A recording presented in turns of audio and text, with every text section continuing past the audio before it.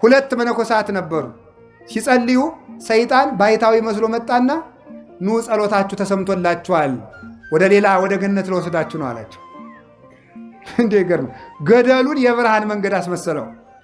ተመስገን ጌታዬ ጸሎቴን የሰማህ ብሎ አንዱ ችኩሉ ዝም ብሎ ድርግም ሲል ዝም ብሎ ተሳፈረ። ብርሃን ነው መንገድ አስመስሎት ነው። ያኛው ግን ሆነም ቀረም ሲያማትበን እንጀምር መንገዳችን ብሎ በስመ አብ ወወልድ ወመንፈስ ቅዱስ ሲል ለካ ብርሃን የለም። ያኛው ሰጠመ፣ ይሄኛው ዳነ። እንደ ሸክም አትቁጠሩት፣ እንደ ገንዘብ ቁጠሩት። ስርዓተ ቤተ ክርስቲያን ገንዘብ ነው። ሕግ ገንዘብ ነው። አይዟችሁ፣ ሕግ ጠባቂ ነው። ሕግ ምግብ ነው። ሕግ በረከት ነው። ሕግ ዕድሜ ነው። ሕግ የዘላለም ሕይወት ነው። ሕጌን ብትጠብቁት ምን አለ? ይጠብቃችኋል። እሺ ብትሉና ለሕጌ ብትገዙ የምድር በረከት ትበላላችሁ። ሕግ የበረከት ምንጭ ነው። ገንዘብን በከንቱ ሌላው የተሰጠንን ገንዘብ ጥቂት ብቻ ልንገራችሁ። ሁለት አይደል ያልኩኝ? አንድ ሕግ በሉ እስቲ፣ ሕግ በሉ። እግዚአብሔር የሰጠን ሌላው ገንዘባችን ምንድን ነው? ድሮ ሰው ሲበድል ምንድን ነው የሚባለው? በሕግ አምላክ። በምን አምላክ ነው የሚባለው? ሕግ። ወደ ገነት ልውሰዳችሁ፣ ወደ አዳም፣ ወደ አባታችን አዳም ከሞት ይጠብቀው የነበረ አንድ ጥሩ ገንዘብ ነበረው። ያ ገንዘብ ተጨማሪ ገንዘብ ነው ከቅድሙ ሌላ። ምን ይባላል? በለስ። እስኪ በለስ በሉ። በለስን አትብላ፣ ስትበላ ምን ትላለህ? አቤት። ስለዚህ አዳም በለስን ቢጠብቃት ምኑ ይጠበቃል? ሕይወቱ ይጠበቃል። እስቲ ሕይወቱ ይጠበቃል በሉ። ሕይወቱ በለስን ሲያባክናት ሕይወቱ ምን አለ? ባከነ ማለት ሞተ።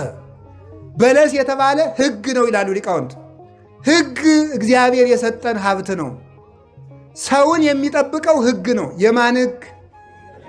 ሰው የእግዚአብሔርን ሕግ ሲጠብቅ የእግዚአብሔር ሕግ ሰውን ይጠብቃል ይላሉ አባቶቻችን። ሰው የእግዚአብሔርን ሕግ መጠበቅ አለበት። አሁን ከዛሬ ጀምሮ የቤት ሥራ ልሰጣችሁ ነው። 10ሩን ትእዛዛት በደብተራችሁ ላይ ጻፉ። 6ቱን ትእዛዛት በደብተራችሁ ላይ ጻፉ። እነዚያን በቀን በቀን እያነበባችሁ ራሳችሁን መዝኑ። ሕግ ከጠበቃችሁ እግዚአብሔር አሳልፎ አይሰጣችሁም። እንዲህ አለ ጌታ፣ ለወይንስ ሐዲስ ውስተ ወይን ሐዲስ ውስተ ተመልከቱ ውስተ ዝቅ ሐዲስ ይወድይዎ ወይተዐቀቡ ክልኤሆሙ በበይናቲሆሙ። አዲስ ወይንን በአዲስ ሰውነት ይጨምሩታል፣ ሁለቱም ይጠባበቃሉ። የማቴዎስ ወንጌል ምዕራፍ 9። አዲስ ወይን የተባለች እርጅና የሌለባት የክርስቶስ ሕግ፣ አዲስ ሰውነት የተባለ አዲስ ማሰሮ የተባለ ንጹሕ ሰውነት፣ ሁለቱም ይጠባበቃሉ። ወይኑ ረዋቱን ምን ያደርገዋል? ያለሰልሰዋል፣ ያሰማምረዋል። ረዋቱ ወይኑን ያበስለዋል። ወይኑና ረዋቱ ይጠባበቃሉ። ሰው ሕግን ይጠብቃል፣ ሕግ ሰውን ይጠብቃል። ሰውን የሚጠብቀው ሕግ ነው።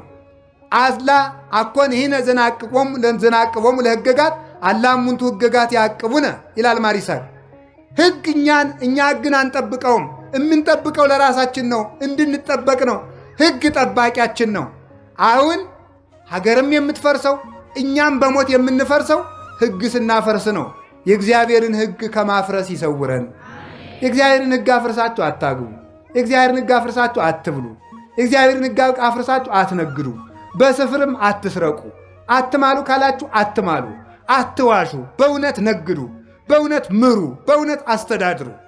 በእውነት ተጋቡ። ጋብቻችሁን አክብሩ። ሁላችንም የእውነት ኑሮ ይኑረን። እግዚአብሔር ሁላችንም ይጠብቀናል። በቸርነቱ ይጠብቀን። የሚጠብቀን ምንድን ነው? ሕግ በሉ እንጂ ሕግ ሲፈርስ ምን ይፈርሳል? ሰው ይፈርሳል በሉ። ሕግ ሲፈርስ ምን ይፈርሳል? ሀገር በሉ። ሕግ ሲፈርስ ምን ይፈርሳል? መንግስት በሉ። መንግስት ሁሉም የሚፈርሰው የእግዚአብሔር ሕግ መፍረስ ሲጀምር ነው። የእግዚአብሔርን ሕግ ጠብቁ። እዩማ በሞቴ እዩ። ምንድን ነው በአዳም ብቻ መውሰዳችሁ? እስራኤልን ዕድሜ ዘመናቸውን ብታነቡት በሙሉ ይሄ ይመጣላቸዋል። ለምሳሌ ሕግ ሲያከፍሩ በሰላም ይጓዛሉ።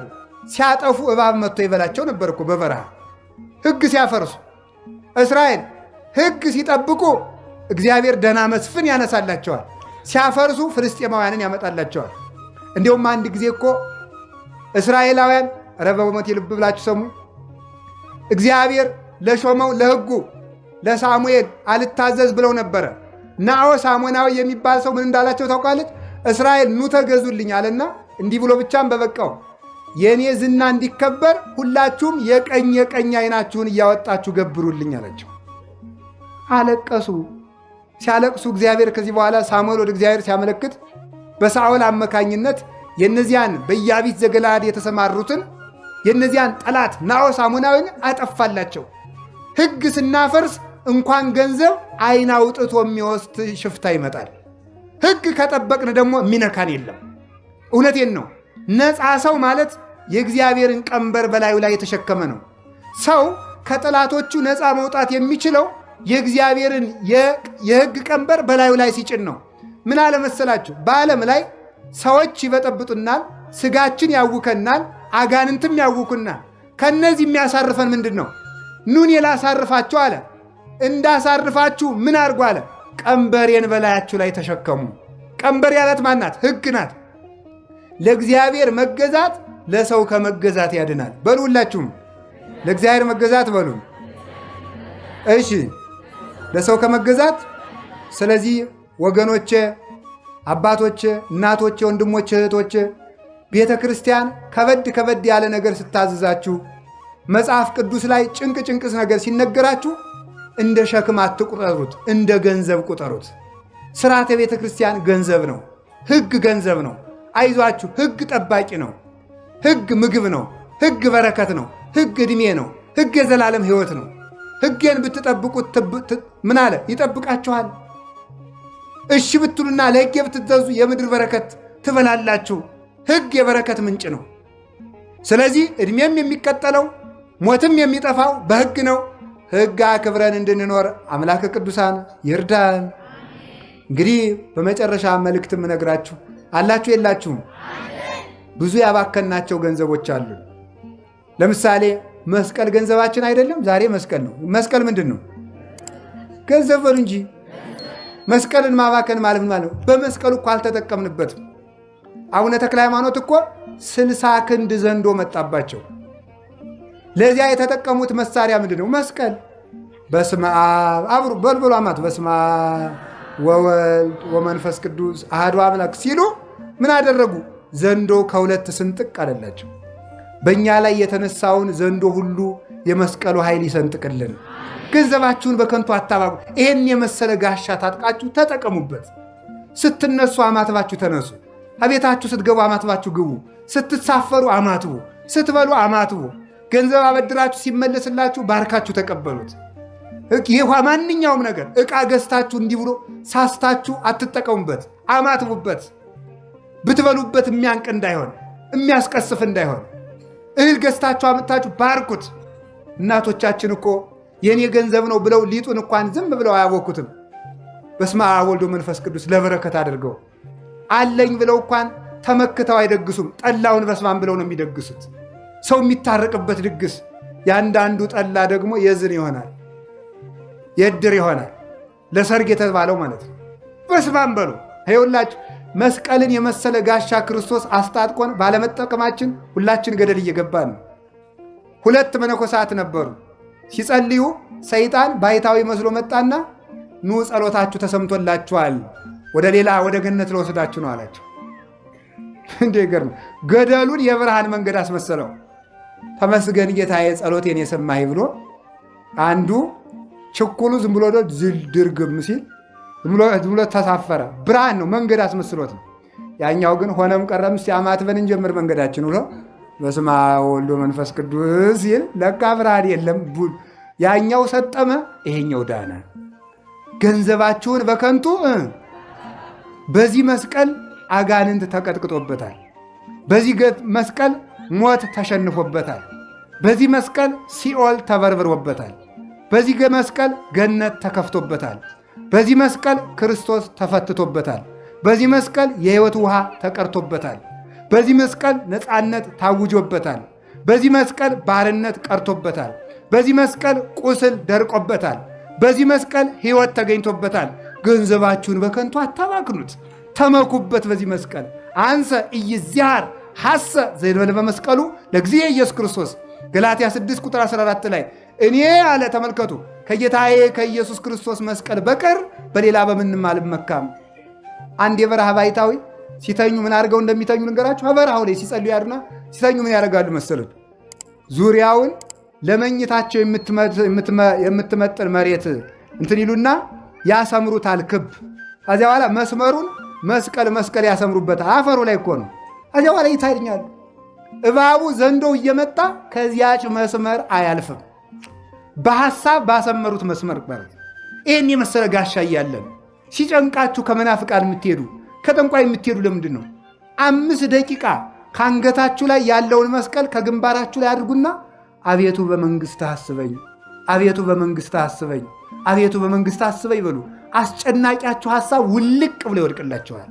የሰላም አምላክ ኢየሱስ ክርስቶስ የሚያስጨንቃችሁን ሁሉ ውልቅ አድርጎ ይጣልላችሁ። መድኃኔዓለም ከእናንተ ጋር ይሁን። ይህንን ያህል ጋሻ እያለን ነው የምንፈራ የምደነግጥ። መስቀሉን ሁሉ ተመኩበት። ቤታችሁ ውስጥ ብዙ የመስቀል ስዕል አስቀምጡ። እውነቴን ነው የምነግራችሁ። ከማዕዘኑ ላይ በመስኮቱም የመስቀል ስዕል በወረቀት ይሆን እየሳላችሁ አስቀምጡበት። ይሄ መስቀል ይመክታል። መስቀል እንኳንስ ታማትሞበት ወይም እንኳን መስቀል ተመሳቅሎ መስቀል ምልክት ሲታሰብ ራሱ ያሸንፋል። ሰው ራሱ እኮ መስቀል ነው። አያችሁ፣ ሰው መስቀል ነው። ስለዚህ ይህንን ገንዘባችን እንድንጠቀምበት አምላከ ቅዱሳን ይርዳን። አምላከ ቅዱሳን ይርዳን። ድንግል ማርያም ገንዘባችን ናት። ክርስቶስም ገንዘባችን ነው። ሃይማኖት ገንዘባችን ነው። ቤተ ክርስቲያን ገንዘባችን ናት። መጻሕፍት ገንዘቦቻችን ናቸው። ኢትዮጵያውያን ደግሞ ብዙ ገንዘብ ሞልቶናል። አይዟችሁ፣ ያለቀውን ገንዘባችን አትዩት። ብዙ ገንዘብ አለን። እመቤቴን ነው የምነግራችሁ። ኢትዮጵያ አንድ ነገር ብቻ ተናግሬ እየጠቀለልኩት ነው። ኢትዮጵያ እግዚአብሔር ድንግል ማርያምን ለዓለም እናት አድርጎ የሰጠ ከመስቀሉ ስር ነው። ለኢትዮጵያ ግን የሰጣት ገና በ2 ዓመቱ እዚህ እኮ ነው። ጣና ቂርቆስ እኮ ነው የሰጠን። ቃል የገባለት ማለት ነው። ኢትዮጵያ ውስጥ መጥቶ በዋልድባ፣ በአክሱም፣ በደብረ ሊባኖስ፣ በጣና ቂርቆስ በዚህ ሁሉ ስትንከራተት በተድባበ ማርያም፣ በመርጡ ለማርያም ስትንከራተት ኢትዮጵያን አደራ አድርጎ ገንዘቡ አድርጎ ሰጥቷታል። ዛሬስ ቢሆን ኢትዮጵያን የሚጠብቃት ሰራዊት ይመስላችኋል? ወላዲት አምላክ ናት። እስከዚህም ያደረሰችን እመቤታችን ናት። ነገም እሷ ታውቅልናለች። ከእሷ የተጠጋ ሰው የሚነካ የለም። ወበይንተዝ እይደነግጽ ወይፈርህ እምትግብርተ ብሲ ወብእሲት ወማፋንበሳ ዘይጥህር። ተመልከቱ። ስለዚህ ድንግል ማርያም አንቺን ምሽግ አንቺን መከታ አድርጌ እጠጋለሁና አልደነግጥም። ከመሰባ ሀገር ዘይነብሩ ማይከለ ጥቅመ አድባስ ዘይንህል። በማይፈርስ አለት ስር ተጠግተው የሚኖሩ ሰዎች፣ የማይፈርስ ግንብ ሰርተው የሚኖሩ ሰዎች እንደማይደነግጡት ከአንቺ ተጠግቻለሁና በፍጹም አልደነግጥም። ወላዲት አምላክን ይዞ የሚደነግጥ ሰው የለም። በሰይፍ መካከል ሁሉ ኃይልን የምትሰጥ ኃያሉን እግዚአብሔር የቻለች የኃይል እናት ናትና የእሷን ቃል ኪዳን እንድንጠቀምበት እግዚአብሔር ይርዳን። ታቦተ ጽዮን ያለችን እኛ፣ 46ቱ ብሉያት ሲተረጎሙ የነበሩ እኛ፣ 9ኙ ቅዱሳን ወደ እኛ የተሰደዱልን ወደ እኛ፣ የሰማይ ማይሌት የወረደልን ለእኛ፣ አቡነ ገብረ መንፈስ ቅዱስ መጥተው ርስት የተቀበሏት ሀገር ኢትዮጵያ፣ የአቡነ ተክለ ሃይማኖት የርስት ሀገር ኢትዮጵያ። ይሄ ሁሉ ሀብት ያለን ሰዎች ገድለ ተክለ ሃይማኖትን አንብቡ፣ ገድለ ገብረ መንፈስ ቅዱስን አንብቡ። ሁላችሁም የእመቤታችን ውዳሴ ማርያም እየተጠበቀ ምን እያላችሁ እያነበባችሁ ክርስቶስን ትግል ግጠሙ። ምን ማለት ነው? ያዕቆብ እግዚአብሔርን ታገለ የሌለ የፍቅር ትግል ማለት ነው። ለእናትህ አደራ ሰጥቻለሁ አላልክም እንዴ? ለተክለ ሃይማኖት አደራ ሰጥቻችኋለሁ አላልክም እንዴ? ለገብረ መንፈስ ቅዱስ አደራ ሰጥቻችኋለሁ አላልክም እንዴ? ታቦተ ጽዮንን ያስጠጋን እኛ አይደለንም እንዴ? ከኢየሩሳሌም የተወለድክበት ሀገር ቢያሰድዱህ በስደት ዘመን ያስጠጋን እኛ ኢትዮጵያውያን እኮ ነን። እግዚአብሔርን በፍቅር እኮ ነው ማለት በፍቅር ነው፣ በኩራት አይደለም። የራሱ መሬት አይደል እንዴ የፈጠረው? እኛ ታዲያ የእኛ ሀገር ስትታመስ ለምን ዝም ትላለህ በሉት፣ ይሰማል እግዚአብሔር። ስለዚህ የድንግል ማርያምን እናትነት፣ የተክለ ሃይማኖትን አባትነት፣ የገብረ መንፈስ ቅዱስን አባትነት፣ የታቦተ ጽዮንን መመኪያነት፣ የተሳቱ ቅዱሳንን ቃል ኪዳን፣ የቅዱሳት መጻሕፍትን ሁሉ አልተጠቀምንበትም። ሀገራችን አውቀን ለመጠቀም ያብቃን። ኢትዮጵያዊነታችሁን ተጠቀሙበት። በሞቴ ከሀገር ተለይቶ እኮ የተዘመረልን ምንም ተብሎ መሰላችሁ? ወሀብኮሙ ሲሳዮሙ ለሕዝበ ኢትዮጵያ፣ ለኢትዮጵያ ሰዎች ምግባቸውን ሰጣቸው። ያ ምግብ ምንድን ነው? በማንም ያልወረደውን ሚካኤል፣ ገብርኤል፣ ሱራፌል፣ ኪሩቤል ተመግበውት የሚኖሩትን የመላእክትን እንጀራ ማሕሌትን የሰጠን እኛ ብቻ ነን። የቅዱስ ያሬድ ቃል ኪዳን ሁላችንም ይጠብቀን። ሌላ የመጨረሻ አንድ ትልቅ ገንዘብ ልንገራችሁ። የክርስቶስ ሥጋና ደም ትልቁ ገንዘባችን ነው። ትልቁ ገንዘባችን፣ ትልቁ ሀብታችን ነው። በከንቱ አታባክን ማለት፣ ኧረ ተው ተጠቀሙበት። ከሞት የሚያድን እንጀራ ለምንድን ነው የማትበሉት? ከሞት የሚያድን መጠጥ ለምንድን ነው የማትጠጡት? እርቃንን የሚከድን ልብስ ለምንድን ነው የማትለብሱት? ለምን ነው ታማችሁ መድኃኒት የምትጠሉት? ለምንድን ነው እየሞታችሁ ሕይወት የምትጠሉት? ለምን እየተሰደዳችሁ ርስት ትጠላላችሁ? የአምላክን ሥጋ የአምላክን ደም ባለመብላታችን አይደለም እንዴ ሞት እየሰለጠነብን ያለ? ሞት ድንበሩን እያለፈ ያለ የሰለጠነብን በምንድን ነው? የክርስቶስን ሥጋና ደም በመተላለፋችን ባለመቀበላችን፣ በሱ ሥጋና ደም ስላልተጠቀም ነው። ገንዘባችን እንድናውቅ አምላከ ቅዱሳን ይርዳን። ንስሐ ገብታችሁ ሥጋው ደሙ ለመቀበል ያብቃችሁ። ጾሙን በሰላም አስፈጽሞ ለብርሃነ ልደቱ በሰላም ያድርሰን። በጸሎታችሁ አስቡኝ። ወስብሐት ለእግዚአብሔር።